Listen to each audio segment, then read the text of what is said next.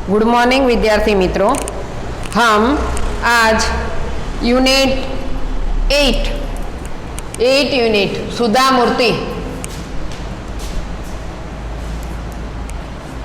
मूर्ति जो हमारा 8 नंबर का यूनिट है, इनका रिवीजन करने जा रहे हैं। ग्रामर लक्षी उनमें जो शब्द समूह के लिए शब्द और संधि विग्रह और समास है वो आज हम चर्चा करेंगे। सबसे पहले जा रहे हैं शब्द समूह के लिए एक शब्द बताएं। पराया देश, मतलब जो देश हमारा नहीं, पराया है, उसको क्या बोलते हैं? विदेश या परदेश। क्या विदेश भी लिख सकते हो और परदेश भी लिख सकते हो। एक शब्द दिया पराया देश। हमारा अपना देश हो तो वतन, बराबर। पराया देश यह हुआ परदेश अथवा विदेश, जो भी लिखो। चुनाव के लिए खड़ा होने वाला, हमारे यहाँ इलेक्शन आता है, जो चुनाव में खड़ा रहता है उसको क्या बोलते हैं? उम्मीदवार। हिंदी में बोलते हैं उम्मीदवार। आपने गुजराती में कहिए उम्मीदवार। यहाँ क्या लिखना है? उम्मीदवार, ऐसे लिखना है। उम्मीदवार, छोटा ऊ और म आधा और दूसरा म, ऐसे उम्मीदवार। चुनाव में जो खड़ा होता है वो व्यक्ति, चुनाव के लिए खड़ा होने वाला उम्मीदवार। कुछ जताने बताने की क्रिया, हमें कुछ बात करनी है। हमारी स्कूल में कभी कभी होता है, हमको कुछ बात बतानी हो, हमको कुछ बात जतानी हो, तो कैसे बताते हैं? उसको क्या बोलते हैं? सूचना। जताने बताने की बात एक शब्द में सूचना। शब्द समूह के लिए एक शब्द, कुछ बताना हो तो हम सूचना करते हैं ना, भाई वो करो, ऐसा करो, तो सूचना। आगे देखते हैं, आमने सामने की मुलाकात। सुधा मूर्ति जो हमारा यूनिट 8 है इसमें आता है। आमने सामने उनको JRD टाटा और सुधा मूर्ति का आमना सामना हुआ। क्या हुआ था उसमें? साक्षात्कार। आमने सामने की मुलाकात जो होती है उनको बोलते हैं साक्षात्कार। आमने सामने आ जाए तो साक्षात्कार होता है, तो इसको बोलते हैं साक्षात्कार। अधिक उम्र वाली व्यक्ति, हमारे यहाँ गुजराती में हम बोलते हैं वृद्ध, हिंदी में बोलते हैं बुजुर्ग। क्या? बुजुर्ग।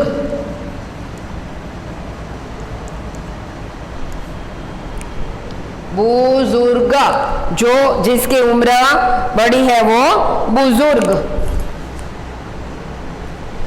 पुस्तक लिखने वाली है, सुधा मूर्ति ने लिखी थी ना पुस्तक, तो लिखने वाली लेखिका। क्या हुआ? लेखिका। और पुस्तक लिखने वाला हो तो लेखक, लिखने वाली है तो लेखिका। रोग निवारण का उपाय, हाँ, किसी को भी कोई रोग होता है उनके निवारण के लिए जो जाते हैं तो उसको क्या बोलते हैं? उस क्रिया को चिकित्सा। क्या? चिकित्सा। हमारे यहाँ बोलते हैं गुजराती में सारवार, हम बोलते हैं क्या? सारवार। यहाँ चिकित्सा।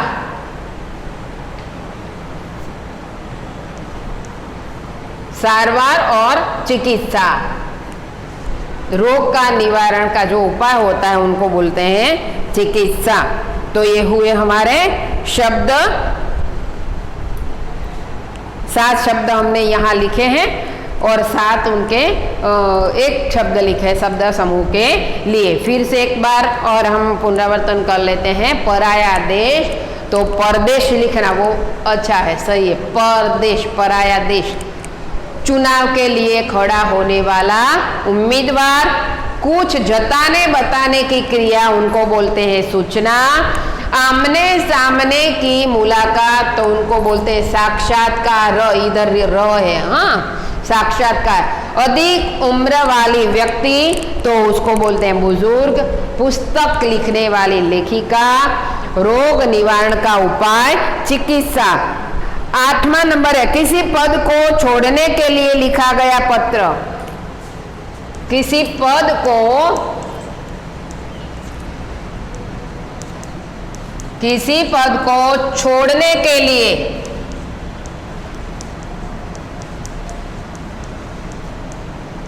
लिखा गया पत्र, उसे क्या कह सकते हैं? किसी पद हो, हमारी कोई नौकरी हो और ये नौकरी को हमको छोड़ना है, हम तो हिंदी में उनको बोलते हैं रेजिग्नेशन, गुजराती में राजीनामा, हिंदी में त्याग पत्र। क्या? त्याग पत्र। हिंदी में उसे त्याग पत्र। इच्छा रखने वाला, आगे 9 नंबर, इच्छा रखने वाला।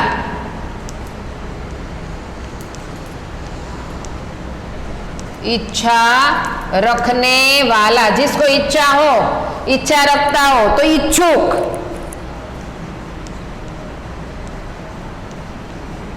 इच्छा रखने वाला, इच्छुक।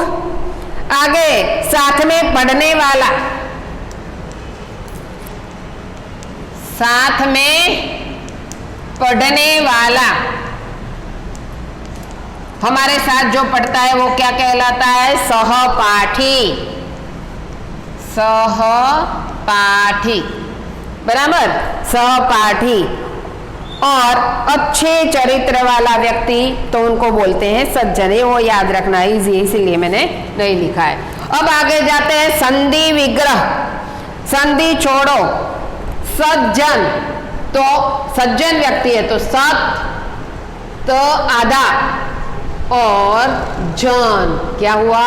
सज्जन, जो व्यक्ति अच्छा है, सज्जन।